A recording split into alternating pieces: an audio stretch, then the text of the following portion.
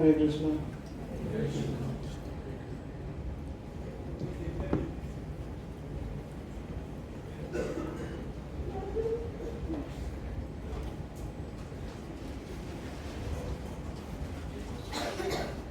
आप मेरे पीछे ये मंत्र दोहराएंगे। ओम अज्ञानतिमिरन्धस्य ज्ञानाञ्जनशलाकया चक्षुरुन्मीलितं येन तस्मै श्रीगुरवे नमः। श्रीचैतन्यमनोभीष्टं स्थापितं येन भूतले स्वयं रूपं कदा मह्यं ददाति स्वपदान्तिकां। वन्देऽहं श्रीगुरो श्रीयुतपदकमलं श्रीगुरुन् वैष्णवांश्च श्रीरूपं साग्रजातं सहगण रघुनाथान्वितं तं सजीवं साद्वैतं सावधूतं परिजनसहितं कृष्णचैतन्यदेवं श्रीराधाकृष्णपादां सहगण ललिता श्रीविशाखान्वितांश्च नमो ओं विष्णुपादाय कृष्णप्रेष्ठाय भूतले श्रीमते भक्तिवेदांत स्वामिनिति नामिने। नमस्ते सरस्वती देवे गौरवाणी प्रचारिणे निर्विशेष शून्यवादी पाश्चात्य देशतारिणे वाञ्छाकल्पतरुभ्यश्च कृपा सिन्धुभ्येव च पतितानां पावनेभ्यो वैष्णवेभ्यो नमो नमः। नमो महावदान्याय कृष्ण प्रेम प्रदायते कृष्णाय कृष्ण चैतन्य नामने गौरत्विषे नमः। हे कृष्ण करुणा सिंधु दीनबंधु जगत्पते गोपेश गोपिकाकांत राधाकांत नमोस्तुते। तपत कांचन गौरांगी राधे वृंदावनेश्वरी वृषभानुसुते देवी प्रणमामि हरिप्रिये। जय श्री कृष्ण चैतन्य प्रभु नित्यानंद श्री अद्वैत गदाधर श्रीवासादि गौर भक्तवृंद। हरे कृष्णा कृष्णा कृष्णा हरे हरे हरे राम राम राम हरे हरे। हरे कृष्णा कृष्णा कृष्णा हरे हरे हरे राम राम राम हरे हरे। हरे कृष्णा कृष्णा कृष्णा हरे हरे हरे राम राम हरे हरे।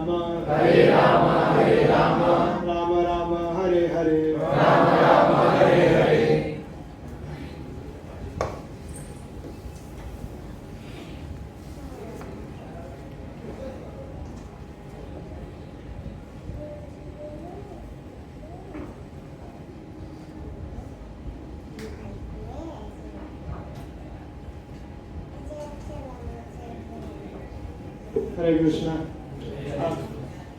आप सभी का इस नाइट ऑफ भागवत के रविवार के सत्र में स्वागत है।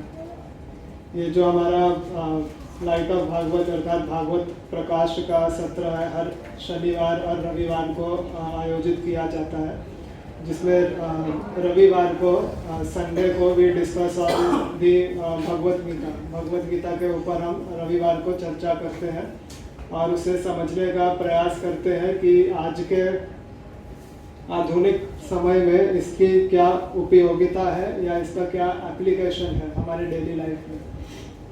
जो लोग आज पहली बार आए हैं इस सत्र में, उनकी इंफॉर्मेशन के लिए अभी इसमें डिस्कशन करते हुए हम सेकंड चैप्टर तक पहुंच गए हैं। सेकंड चैप्टर के 62nd वर्ड्स पे हैं हम लोग, तो 60-61 तक का discussion we have already completed.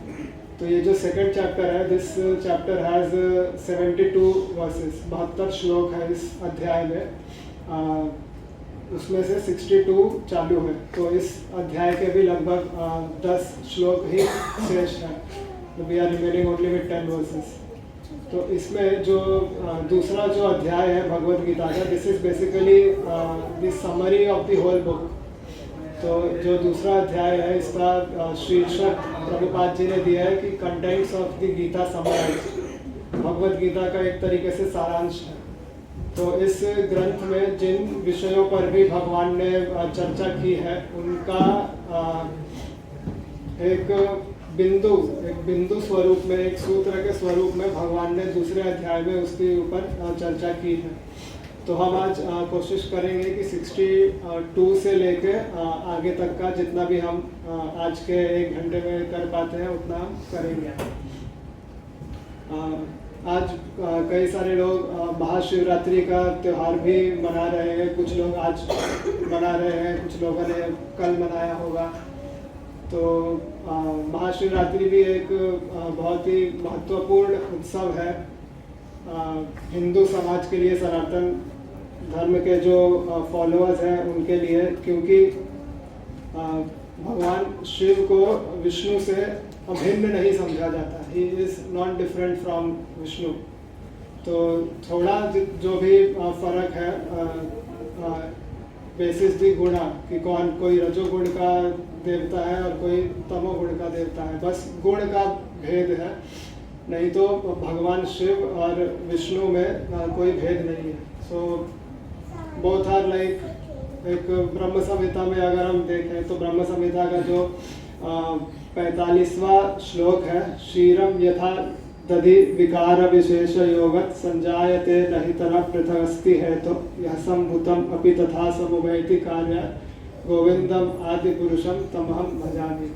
तो यहाँ पर ये जो श्लोक है 35वां श्लोक ब्रह्म संहिता का, यहाँ पर ब्रह्मा जी कहते हैं कि जिस प्रकार से दूध दही में कन्वर्ट हो जाता है because of some process, because of some adulteration which is carried out in the milk, तो जैसे जो दही होता है उसमें दूध के सारे गुण होते हैं लेकिन फिर भी दोनों डिफरेंट है।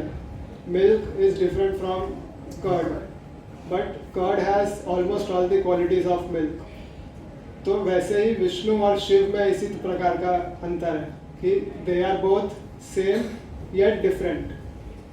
तो इसको समझने के लिए थोड़ा टेक्निकल एस्पेक्ट भी रिक्वायर्ड है एंड थोड़ा मार्मिक, थोड़ा हृदय लव वाला एस्पेक्ट भी रिक्वायर्ड है। So sometimes it gets very debateful. जो डिस्कशन है इसके ऊपर बहुत लंबा चौड़ा डिबेट होने लग जाता है कि कौन क्या है, कौन बड़ा है, कौन छोटा है। तो इट इज ये सब जो डिस्कशन है, this discussion is for the people who are very naive, जिनको शास्त्रों का बहुत डिटेल में नॉलेज नहीं है, मे बी वो इस डिबेट में पढ़ सकते हैं। लेकिन people who have a proper understanding will always be in a settled position कि there is difference but still there is no difference. तो that difference is very minute, बहुत ही सूक्ष्म भेद है दोनों में। तो जिस प्रकार शिव हमेशा राम जी का ध्यान करते हैं, उसी प्रकार राम भी हमेशा शिव का ध्यान करते हैं। तो विष्णु सहस्त्र नाम में भगवान शिव कहते हैं कि राम राम रामेति रमे रामे मनोरमे सहस्त्र नाम तत्तुल्यम राम नाम वराणने, कि he is always thinking about Lord Ram. वो हमेशा राम जी के ऊपर मेडिटेट करते हैं. And the one name of Lord Ram is equivalent to chanting the whole Vishnu Sahasranam. कि श्री राम राम रामेति रमे रामे मनोरमे सहस्त्र नाम तत्तुल्यम, कि पूरे सहस्त्र नाम के तुल्य है राम जी का एक नाम. So that is what Lord Shiva is meditating upon. और श्री विष्णु भी हमेशा अपने जो भक्त हैं उन्हीं का चिंतन करते हैं. तो महाशिवरात्रि में हम भगवान शिव को इस प्रकार से एक याद करके उन्हें प्रणाम करेंगे. तो भारत में शिव जी के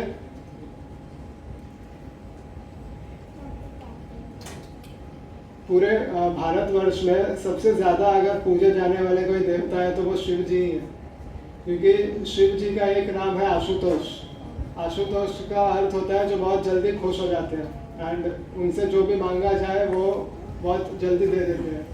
तो इसके पीछे का लॉजिक आचार्य यह देते हैं कि शिव जी जो है वो भगवान के चिंतन में इतने ज़्यादा मग्न रहते हैं, इतने ज़्यादा डीपली वो भगवान का चिंतन करते हैं कि उन्हें कोई डिस्टर्ब करने आता है तो उन्हें भगाने के लिए जो चाहिए दे देते हैं. जैसे अगर आप कोई इम्पोर्टेंट काम कर रहे हो, you are doing any of your assignment, office का है, कॉलेज का है, और कोई बच्चा आके आपको तंग करने लगे, वो बोले ये चाहिए वो चाहिए, आपको असाइनमेंट करना ही है, तो उसको जो चीज़ चाहिए वो आप उसको तुरंत देकर भगा दोगे, निकलो यहाँ से.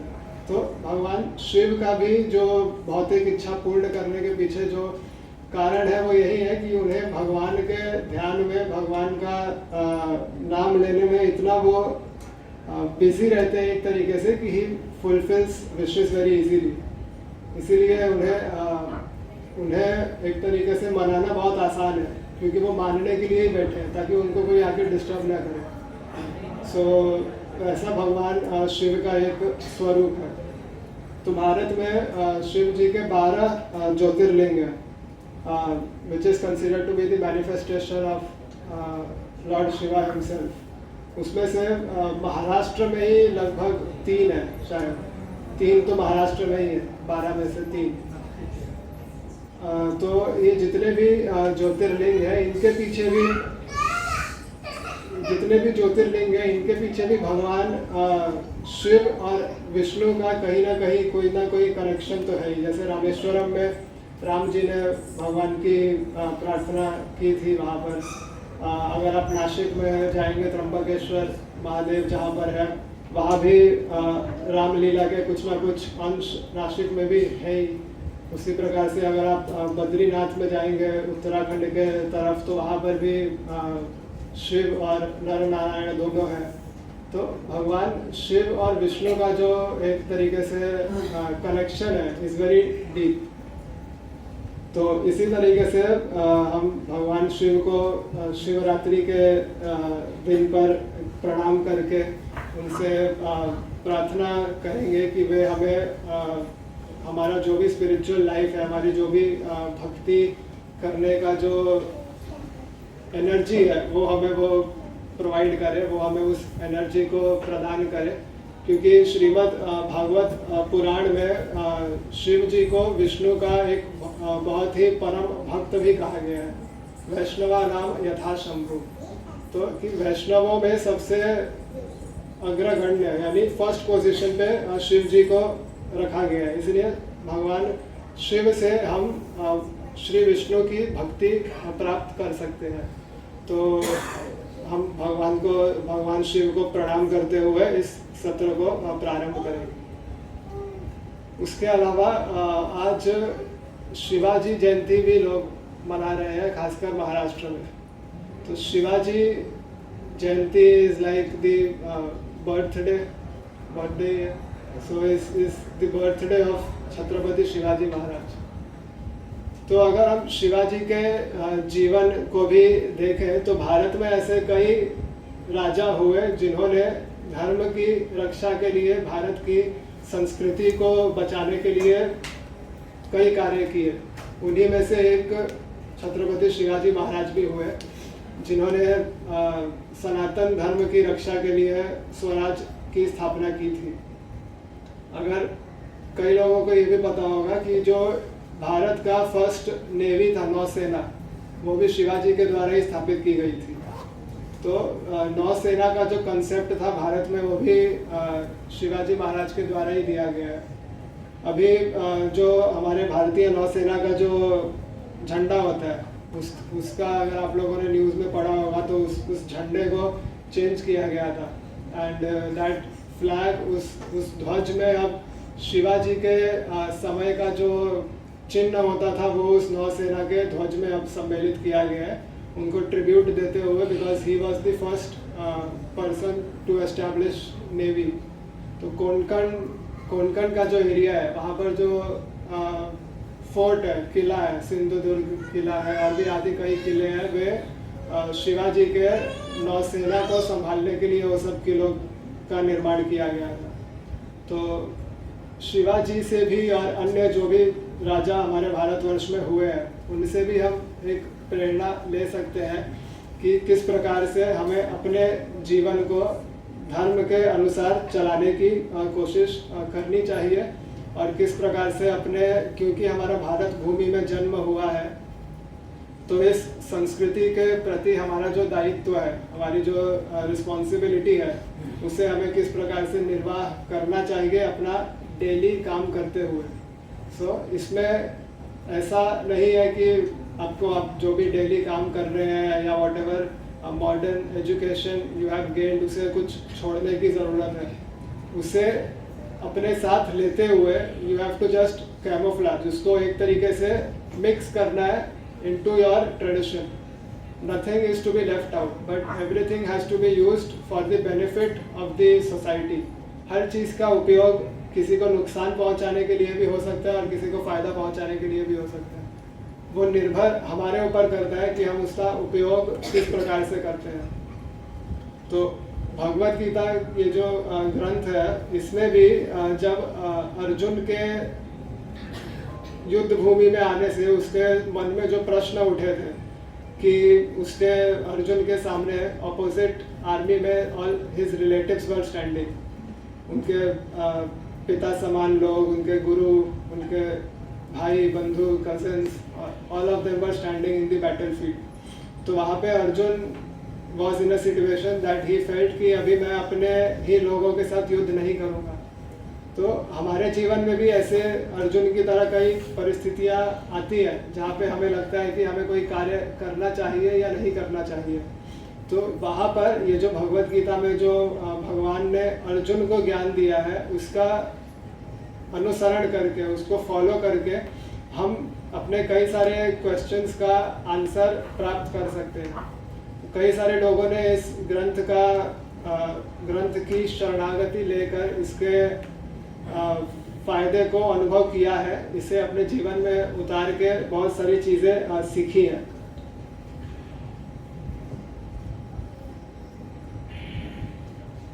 तो अभी अगर हम श्लोक क्रमांक 62 से पहले अगर हम थोड़ा रिकैप करें, तो यहाँ पर जो दूसरा अध्याय है, यहाँ पर 5 विषयों के ऊपर चर्चा हुई है, या फिर इसको 5 पार्ट्स में डिवाइड कर सकते हैं। सो जो फर्स्ट पार्ट है इसका, फ्लो चार्ट याद है किसी को? फ्लो चार्ट ठीक है। जनरली ये जो सेशन होता है, it is like a classroom session. We try to learn and we try to understand in a way जैसे एक क्लासरूम में होता है। जैसे आप लोग स्कूल में पढ़ते हैं, कॉलेज में पढ़ते हैं, बहुत सारे लोग अब नहीं पढ़ते होंगे, लेकिन आपको अपना वो समय तो याद ही होगा जब you are studying in school और कॉलेज। तो जैसा वहाँ पर डिस्कशन होता था क्लासरूम मोड की तरह, वैसे ही हम यहाँ पर डिस्कशन करने का कोशिश करते हैं।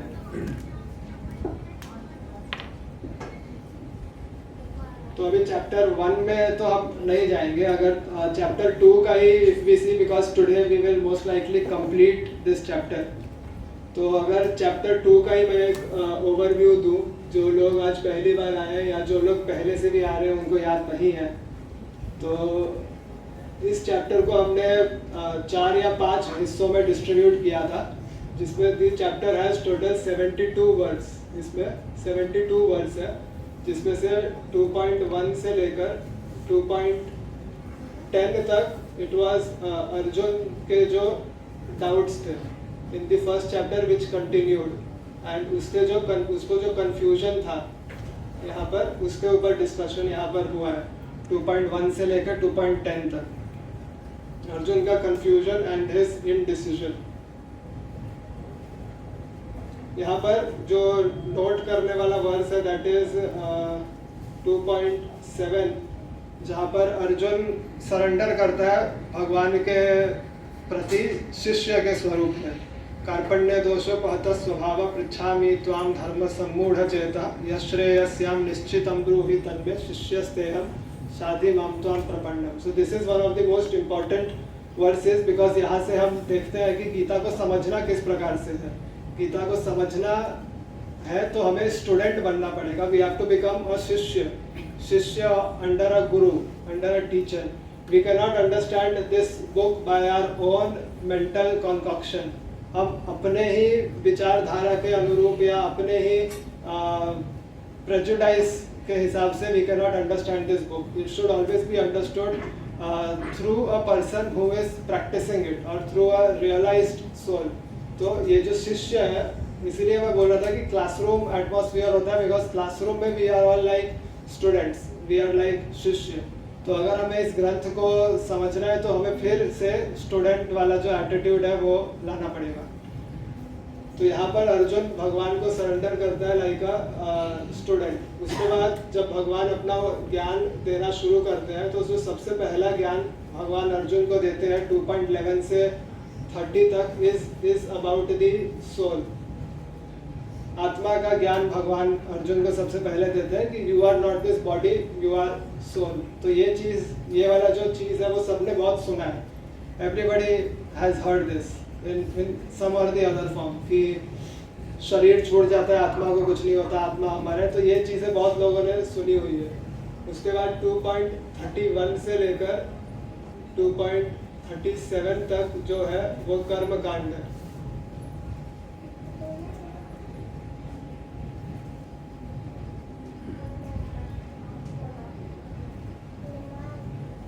टू 2.37 या 2.38 तक कर्म कांड है। उसके बाद 2.39 से लेकर अराउंड 2.52 तक 2.52 तक बुद्धि योग है।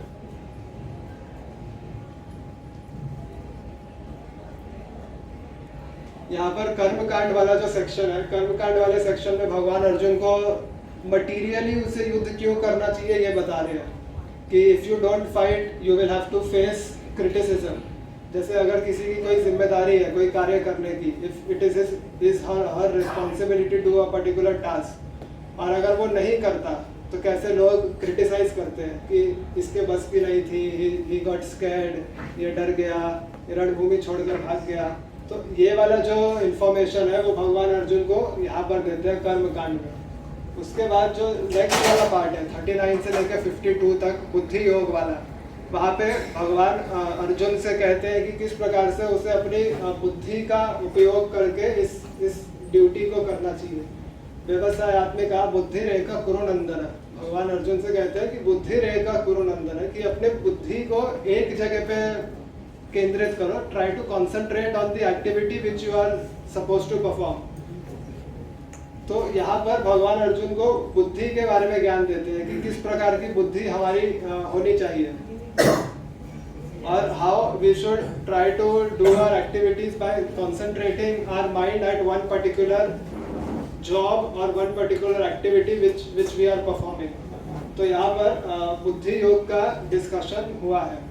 उसके बाद 2.53 से लेकर 2.72 तक यहाँ पर स्थित प्रज्ञा के ऊपर डिस्कशन हुआ है।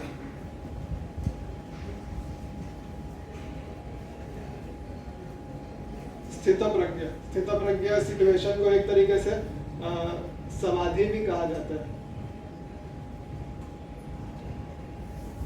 कि किस प्रकार से कोई भी पर्सन समाधि में रहकर अपने कार्य को कर सकते हैं। तो जो स्थित प्रज्ञा वाला सिचुएशन है उसी के ऊपर अभी हम डिस्कशन कर रहे हैं लगभग लास्ट 3 to 4 सेशंस में। तो ये जो समाधि वाला जो स्टेट होता है, समाधि वाला state is when your senses are under full control. तो यहाँ पर समाधि वाले स्टेट में the most important thing is sense control. तो ये सेंस कंट्रोल जो वर्ड है वैसे इट लुक्स वेरी सिंपलिस्टिक कि सेंस कंट्रोल करना है। हम लोग हमेशा ट्राई भी करते हैं सेंस कंट्रोल करने का, लेकिन 2 दिन करते हैं, 3 दिन करते हैं और फिर वो छूट जाता है। तो how this can be done in the most natural way so that we are able to do our activity, उसके ऊपर भगवान ने यहाँ पर डिस्कशन अर्जुन के साथ किया है। तो यहाँ पर ये वाला जो पार्ट है स्थित प्रज्ञा वाला, यहाँ पर ये जो सेंस कंट्रोल है, तो हमने लास्ट टाइम डिस्कस किया था कि if you are talking about sense control in the most technical manner, अगर आप उसे एकदम टेक्निकल तरीके से समझने जाएंगे तो it will be very difficult to practise और it will be very difficult to achieve. Sankhya philosophy के जो 25 तत्व हैं उनके ऊपर हमने डिस्कस किया था कि इफ यू कॉल सेंसेस, तो वो सेंसेस का अर्थ क्या होता है, जिसमें तन मात्राएं होती है और अलग अलग प्रकार की इंद्रियां होती है, ऐसे 25 तरीके के तत्व होते हैं।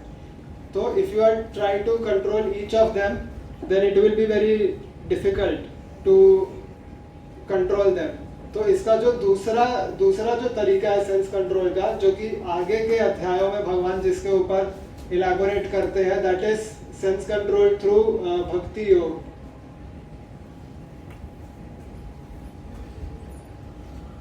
ये वाला जो तरीका है इसके ऊपर हमने लास्ट सेशन में बहुत इलैबोरेट डिस्कशन किया था कि Bhakti Yoga is service in love, it is एक तरीके से it is loving service of the lord. It is not concocted with material desires.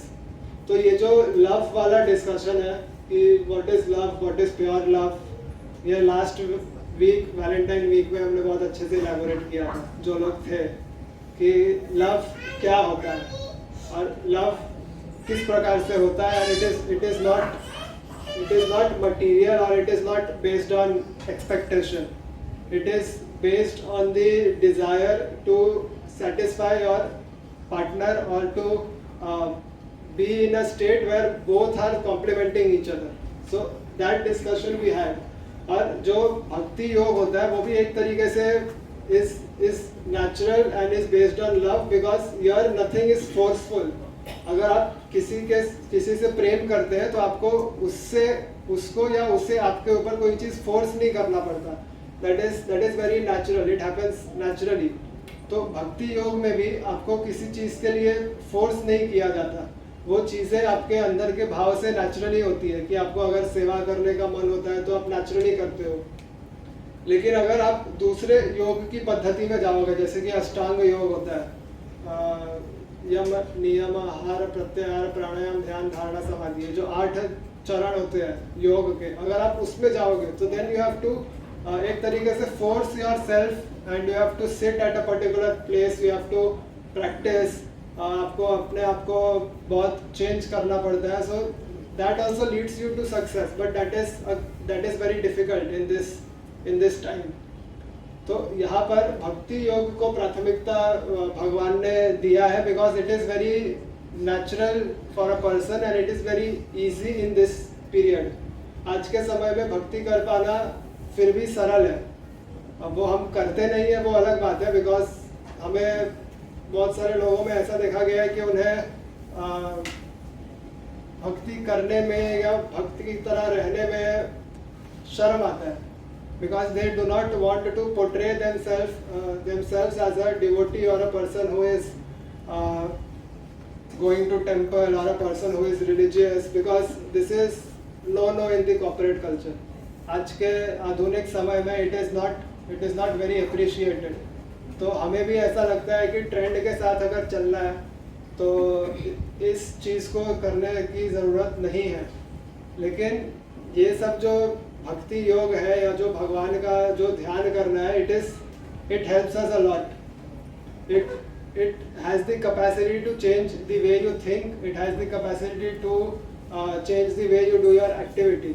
तो इसमें ज़रूरत इस चीज़ की है कि हम इसे एक बार ट्राई करें, at least we give it a try. Because कोई भी चीज़ को एक बार ट्राई किए बिना अगर आप उसे पहले ही रिजेक्ट कर दोगे based on things which you have heard, then that will be a kind of injustice. तो यहाँ पर ये एक पूरा चैप्टर का ओवरव्यू है. तो इसमें अगर हम ये वाला जो लास्ट टाइम का जो वर्स है इसे देखें तो यहाँ पर सेंस कंट्रोल का जो डिस्कशन हो रहा है, तो भगवान अर्जुन से कहते हैं कि to control your senses you have to do it with practice. कि तुमको प्रैक्टिस करना पड़ेगा. कि यहाँ पर एक एग्जांपल आता है, भगवान कूर्म का एग्जांपल देते हैं. कूर्म मीन्स कछुआ, टॉर्टोइस. तो भगवान कछुए का एग्जांपल देते हैं और कहते हैं कि जिस प्रकार से जो कूर्म होता है, जो कछुआ होता है, वो किसी भी परिस्थिति में अपने सारे सेंसेस को अंदर ले लेता है. आपने देखा होगा कछुए को जब खतरा महसूस होता है तो वो अपने सारे लिम्स अंदर ले लेता है और वो अपने जो उसका शेल होता है उसमें बंद हो जाता है. तो वैसे ही हमें भी अपने जो सेंसेस हैं उसे जो अनवांटेड चीज़ें हैं उससे पीछे खींच लेना है, लाइक द टॉर्टोइस. तो it is not very easy. बोलने के लिए एक लाइन में बोल दिया तो वो हो जाएगा एक दिन में, ऐसा भी नहीं होता. But it has to be practiced, and it comes naturally. It cannot be put on you artificially. जैसे एक दूसरा एग्जांपल प्रभुपाद जी अपने तात्पर्य में देते हैं कि अगर कोई डायबिटीज का पेशेंट है तो उसको डॉक्टर मीठा खाने से मना करते हैं, लेकिन इससे उसकी मीठा खाने की जो रुचि है वो समाप्त नहीं हो जाती.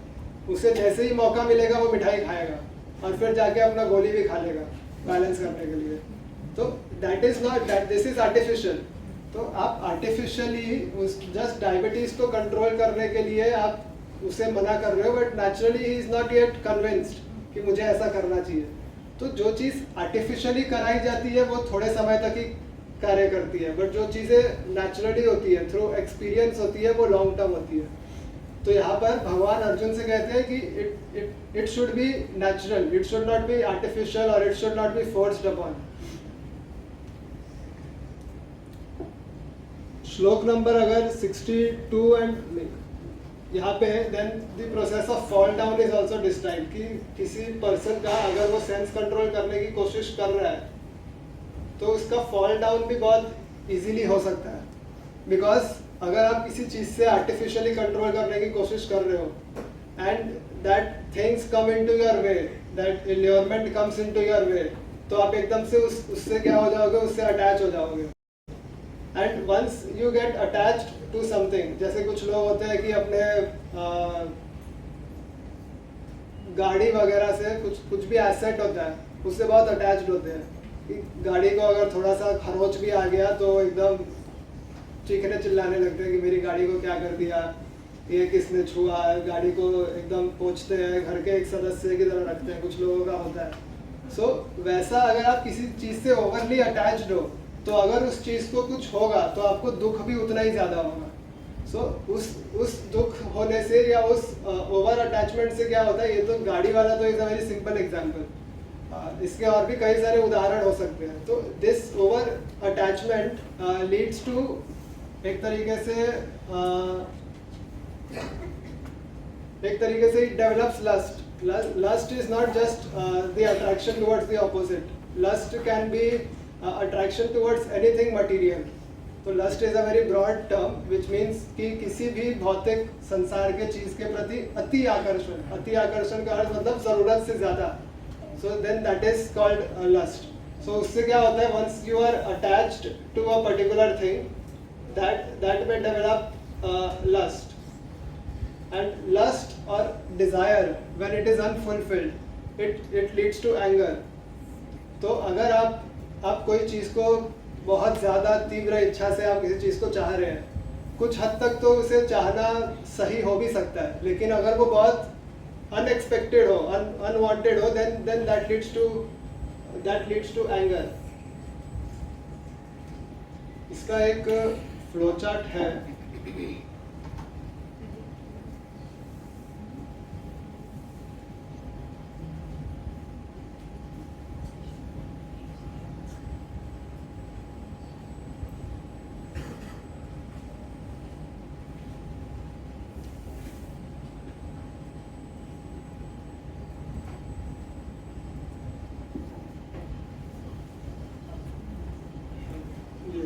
ये the flow chart. So when you are contemplating on the objects of the senses, चाहे वो किसी भी प्रकार का ऑब्जेक्ट हो, तो that leads to attachment. And attachment अगर आपका किसी चीज़ से बहुत ज़्यादा हो जाता है, तो that attachment later converts into lust. It converts into a desire कि आपको किसी भी हद से उसको पूरा करना है। कई बार ऐसा होता है कि it is unwanted. जैसे अगर आपके पास एक मोबाइल फ़ोन ऑलरेडी है और कल ही एप्पल 15 लॉन्च हो गया, तो कुछ लोगों का होता है कि पहले लॉन्च में ही मुझे जाके एप्पल का वो नया फ़ोन लेना है, उसकी ज़रूरत नहीं है, लेकिन that is what is a kind of lust, that extra desire for that material object. उसकी उतनी ज़रूरत नहीं है। आईफोन 14 अभी थोड़े समय पहले ही लिया है, लेकिन फिर भी 15 लेना है। अगर वो 15 फुलफिल नहीं होता है तो it gives rise to anger और अनसेटिस्फैक्शन, कि हम दूसरों को देखते हैं कि भाई उसने ले लिया, या आईफोन नहीं तो कुछ और हो सकता है, गाड़ी हो सकती है, या जॉब हो सकता है, या कहीं पे कुछ भी हो सकता है। तो that leads to anger, and then anger leads to delusion. Because बहुत सारे लोगों ने ये भी एक्सपीरियंस किया होगा कि कभी आप अगर गुस्से में या क्रोध में कोई कार्य करते हो, लेटर ऑन यू रियलाइज कि मुझे ये चीज़ नहीं करना चाहिए था। बिकॉज गुस्से में क्या होता है, आपकी बुद्धि काम करनी बंद कर देती है, बिविल्डरमेंट ऑफ मेमोरी। तो delusion means you are not able to think what is correct, what is not correct. You are not able to differentiate कि मुझे ये करना चाहिए या नहीं करना चाहिए, या ये बोलना चाहिए कि नहीं बोलना। सबने एक्सपीरियंस किया होगा, गुस्से में आपने कभी ना कभी कुछ ना कुछ ऐसा कहा होगा या किया होगा कि लेटर यू रियलाइज कि ऐसा नहीं करना था। So that leads to loss of memory. That loss of memory is loss of intelligence, and then that is the reason why fall down occurs. तो यहाँ पर ये जो सेंस कंट्रोल वाला जो चीज़ है, if you are trying to practice, then this is very likely. This is like an exercise कि अगर आप कोई भी चीज़, जैसे कुछ लोग होते हैं वो वेट लॉस करने की कोशिश करते हैं, तो वेट लॉस, या मेरे केस में कहो तो वेट गेन। तो अगर आप कुछ भी करने की कोशिश अगर कर रहे हो, तो it may happen that if it converts into lust, कि मुझे कुछ भी करके ऐश्वर्या राय बनना ही है, या मुझे जॉन इब्राहिम बनना ही है, तो that will be a kind of a lust. Then if that is unfulfilled, it may give rise to anger, it may give rise to complexion। जैसे लोगों को होता है अपने बॉडी को लेकर कि मैं अच्छा दिख रहा हूँ या नहीं, या मैं अच्छी दिख रही हूँ या नहीं। So this may be applicable to anything which is overly desired, जिसका अगर आपका शरीर कैसा भी हो, मोटा हो या पतला हो, अगर आप अपना डेली एक्टिविटी कर पा रहे हैं, अगर if you are able to do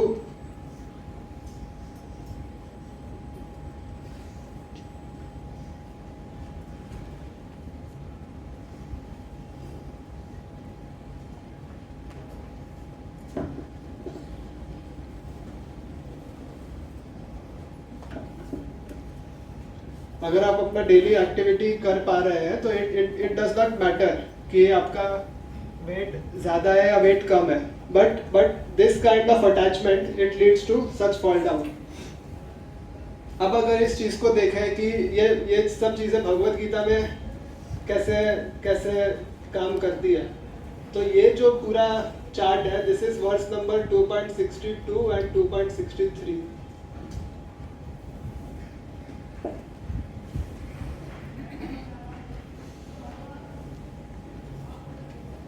ये हमारा वर्स नंबर 2.62 और 63 है। ये 4 लाइन 62 है, 4 लाइन 63 है। So this is how practical this book is, कि अगर this was applicable to everyone, ये सबके जीवन में एप्लीकेबल था, बट ये भगवत गीता में इतना डायरेक्टली दिया हुआ है, ये किसी को पता नहीं था।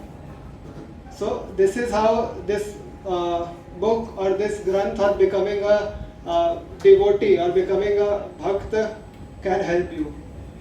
तो इस ग्रंथ को अगर हम बस एक स्पिरिचुअल बुक की तरह लेंगे कि बैठ के बस पाठ करना है, या बैठ के अपने घर में इसको रख के बस अगरबत्ती दिखाना है, तो then it will not help you. इसका आज के समय में बहुत प्रैक्टिकल एप्लीकेशन है जिसका कई सारे लोग उपयोग कर रहे हैं और फायदा प्राप्त कर रहे हैं। तो हम भी इस प्रकार से इस चीज को समझ सकते हैं, but just by plain reading it will not be possible to understand unless it is explained to you by someone who is practicing. इसीलिए वो जो स्टूडेंट वाला रिक्वायरमेंट है कि शिष्यस्ते हम, that is very much important, that is very much required. अब यहाँ पर अगर इस श्लोक को हम पढ़े, ध्यायतो विषयान पुंसम, ध्यायतो विषयान पुंसम, पुंसम का अर्थ हुआ कि आप ध्यान कर रहे हैं किसका, विषयों का। Really very sorry. You are contemplating on the Vishaya. Vishaya means objects of the senses. संगस्तेषु पजायते, संगस्तेषु मतलब इस ऑब्जेक्ट का ध्यान करने से, संग करने से आपको क्या होगा, अटैचमेंट होगा। संगत त्याजा सचेत कामः, संगत त्याजायते कामः, कि इसका संग करने से क्या होगा, काम डेवलप होगा। काम मीन्स लस्ट, लस्ट और डिजायर। हाँ, lust is a broad term, जैसे कि मैंने तभी बताया।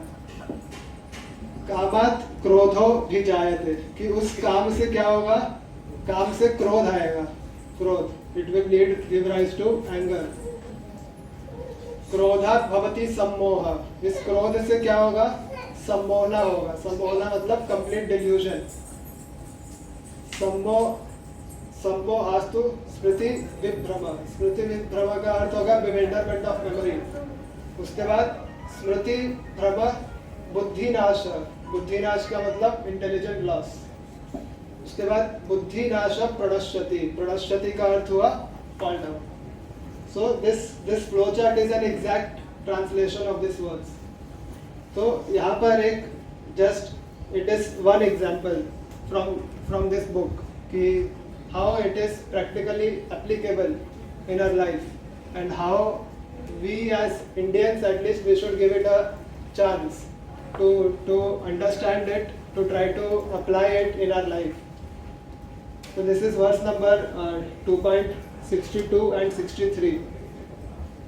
तो इसमें जनरली हमारे लाइफ में क्या होता है कि जो डिज़ायर्स है, यहाँ पे एक भगवान एग्जांपल देते हैं कि what ever desires you have in your life, these desires what they do is, अगर आपने किसी समुद्र किनारे किसी बोट को देखा होगा, गेटवे ऑफ इंडिया पे घूमने का हो गया अगर आप, तो किनारे पे बहुत सारे बोट लगे होते हैं। तो वो बोट कैसे पानी में ऐसे हिलते रहते हैं, but they are all anchored, उनको कोने से ऐसे पकड़ के एक जगह पे एंकर किया होता है।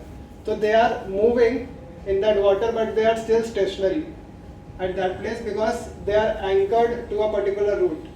तो हमारे मन में जितने भी डिजायर्स हैं, that will also make our life move like that boat, but we have to be anchored to our duty.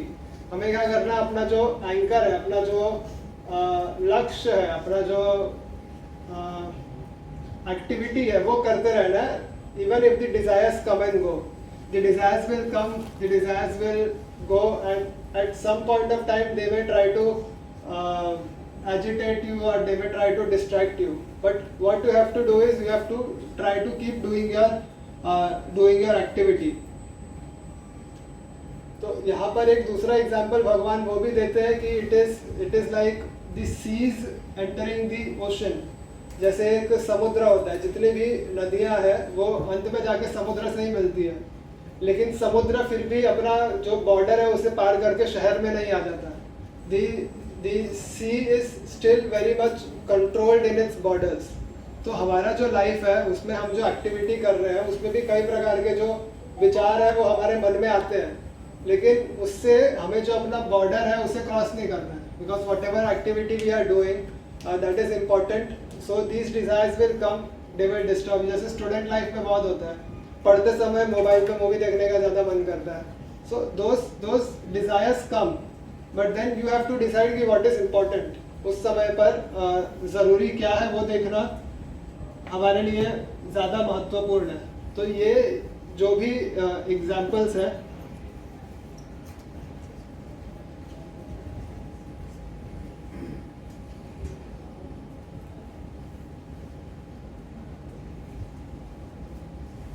ये 62 एंड 63 हमने देखा। उसके बाद जो दूसरा है 2.67,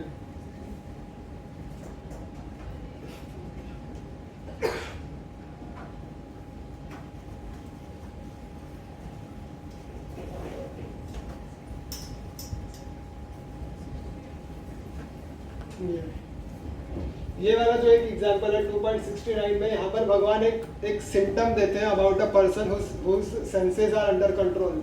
तो भगवान यहाँ पे कहते हैं यस्य जागृति भूतानि सह निशा पश्यतो मुनेहि। यहाँ पे भगवान कहते हैं कि जिन लोगों के लिए रात का समय दिन होता है और दिन का समय रात होता है, ऐसा एग्जांपल यहाँ पे भगवान देते हैं कि कुछ लोग होते हैं जो दिन का काम रात को करते हैं और रात का काम दिन को करते हैं। जैसे आपने प्रैक्टिकली देखा होगा, कभी कभी हम 2-2, 3-3 बजे तक जागे रहते हैं, बिना मतलब का मोबाइल स्क्रॉल कर रहे हैं, बिना मतलब का फेसबुक या इंस्टाग्राम कुछ भी चला रहे हैं, यूट्यूब पे वीडियो देख रहे हैं। सो that is not what is symptom of a person who is of a developed intellect. अगर आप मटीरियली भी देखोगे तो जितने भी लोग हैं who have achieved something in their life have a very regulated lifestyle, और रात को 2-2, 3-3 बजे तक बैठ के यूट्यूब और फेसबुक नहीं चलाते। They have a very regulated lifestyle. So that is very much required if you want to achieve anything in your life. तो जो कार्य जिस समय पे करना होता है उसे उसी समय पे करना चाहिए। That is one of the symptom of a person who is स्थितप्रज्ञ। अगर आप इस श्लोक का ट्रांसलेशन देखोगे, what is night for all being is the time of awakening for the self control, and the time of awakening for all being is the night for introspective sage।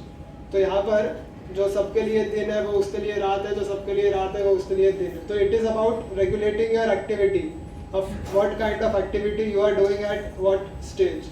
तो जो sense control वाला जो aspect है, it can be very easily achieved by practicing bhakti yoga as prescribed in the Bhagavad Gita।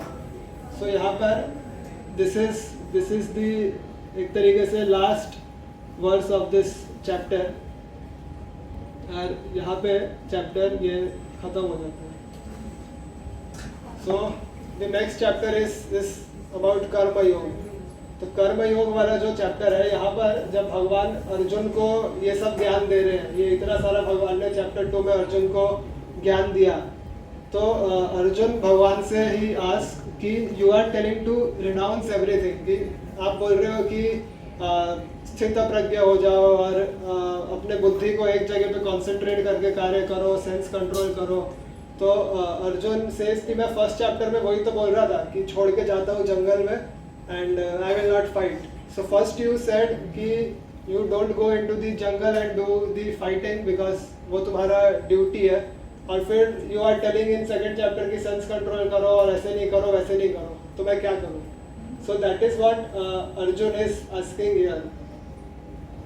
तो इसका उत्तर भगवान उसको third chapter से देना शुरू करेंगे। So this we will discuss next time, क्योंकि अभी 6 बज गया। अगर किसी को कोई क्वेश्चन है एक दो, वो that we can take, else we will do verse memorisation जो कि हम जनरली करते हैं।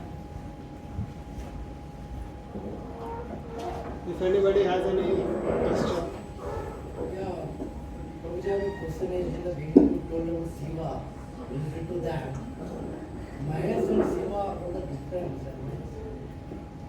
महेश और शिव में फर्क है, वही that is what I said कि it can become very technical also, and the second aspect is you take it as a matter of love. तो ये जो डिफरेंस है ये श्रीमद् भागवत पुराण में आता है। अगर आप शिव जी को टेक्निकली अंडरस्टैंड करने जाओगे तो शिव जी में रुद्र अलग होते हैं, महेश अलग होते हैं और शिव शंभु अलग होते हैं। That is a very broad concept. अगर आप उसको समझने जाओगे तो that we can take separately, because बाकी सबको उसमें कंफ्यूज करना या डालने की जरूरत नहीं है। तो वो फर्क है, वो श्रीमद् भागवत में उसका वर्णन है कि रुद्र एकादश रुद्र होते हैं, फिर महेश होते हैं, फिर अगर आप शिव जी देखोगे तो पंचमुखी शिव भी होते हैं, एक मुख वाले शिव भी होते हैं, but that is all together different topic, तो that we will take separately. The Shiva, हाँ? शिव जी will be considered as a देवता.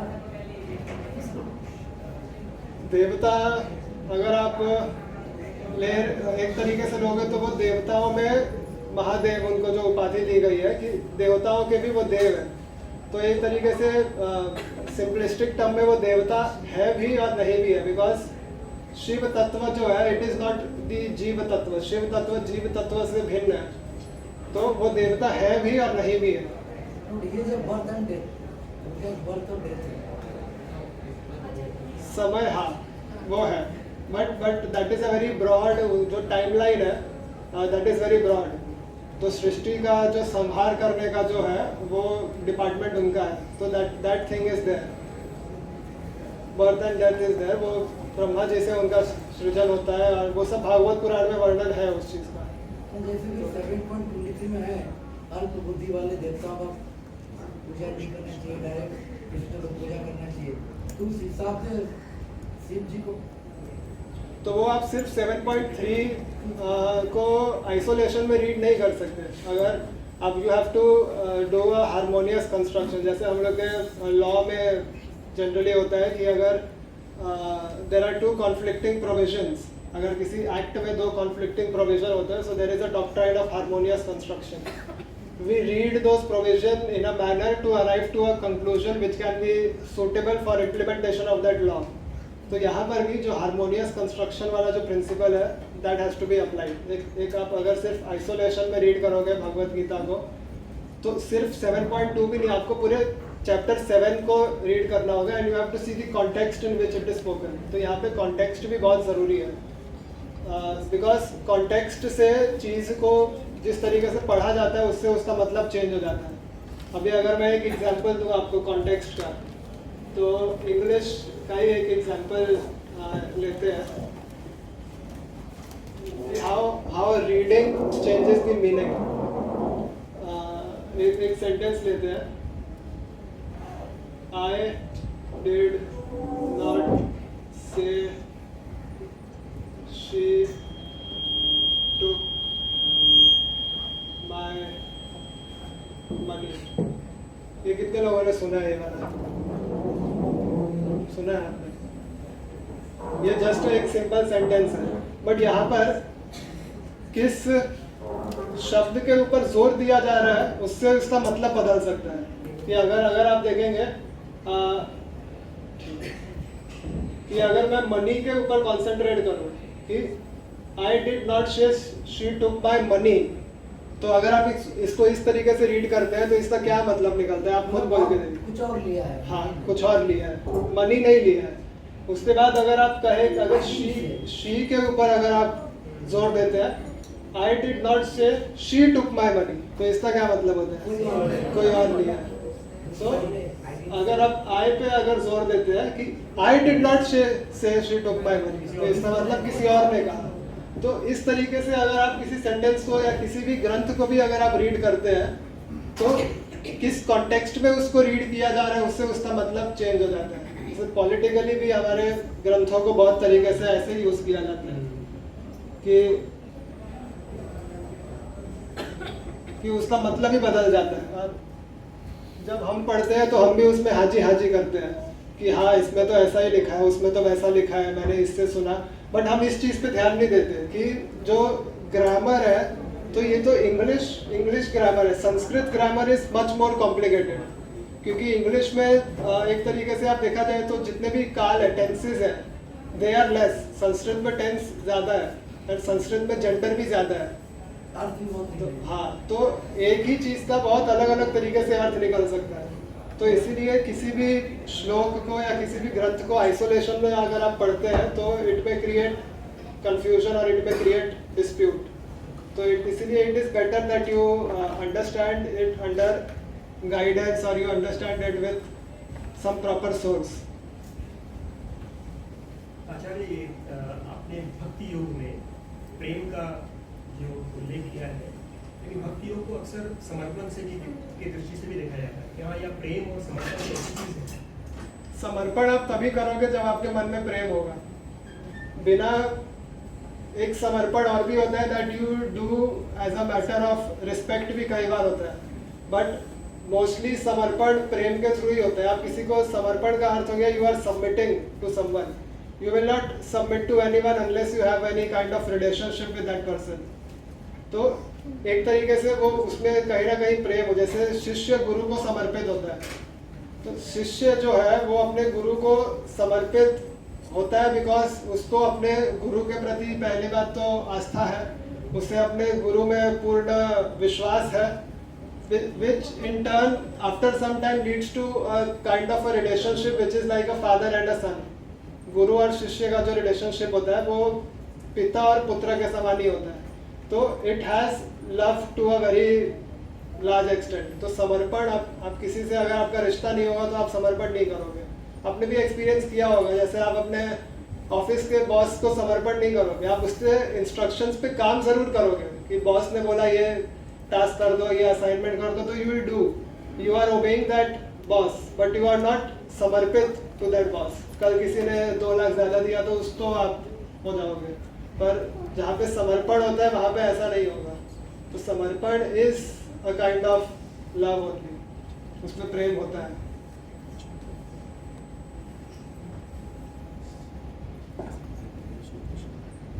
और कोई क्वेश्चन? आपको कुछ क्वेश्चन?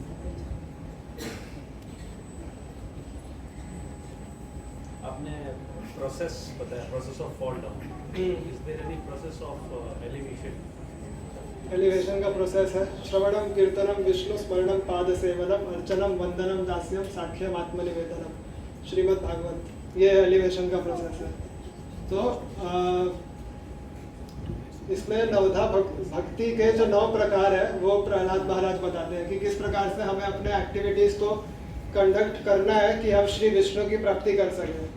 तो that is the elevation process. उसका अगर आप चाहेंगे तो उसके ऊपर भी एक सेशन रख लेंगे किसी सैटरडे को, नवधा भक्ति के ऊपर। सो that is the elevation process.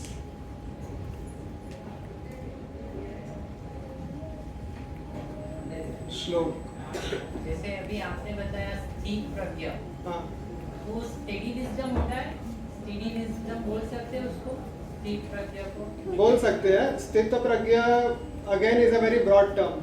तो उस टर्म में द मोस्ट सबसे ज़्यादा एम्फोसिस जिस चीज़ को दिया गया है दैट इज सेंस कंट्रोल। तो स्टडी माइंड या study wisdom happens with sense control, तो इट इज एक तरीके से सबसेट, एक सबसेट हो गया उसका। If you have study wisdom, जैसे बुद्धि रेखा कुरुनंदन है, जैसे भगवान अर्जुन को कहते हैं कि अपने बुद्धि को एक करो, एक जगह पे कंसंट्रेट करो। सो that is all that will lead you to the situation of sthita pragya. So all that is subset.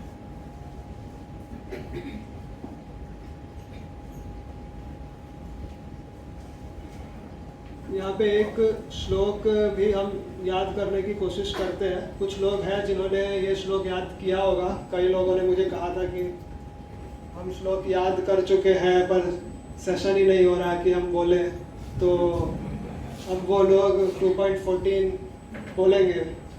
कौन फटाफट, because we are short on time. तो any 2 person, one prabhu ji, one mata ji, please volunteer. मात्र स्पर्शास्तु कौन्तेय शीतोष्ण सुख दुःखदा आगमा पाइनो नित्य सांस्थितिक्षस्व भारत।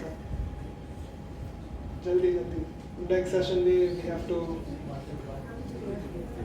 हाँ, बोलिए।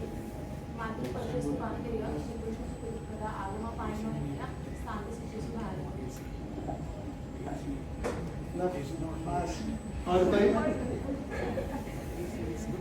ऐसा एक बार मैं जब अपना पढ़ाई कर रहा था तो एक प्रेजेंटेशन, उस समय पे we had regular presentations to be given.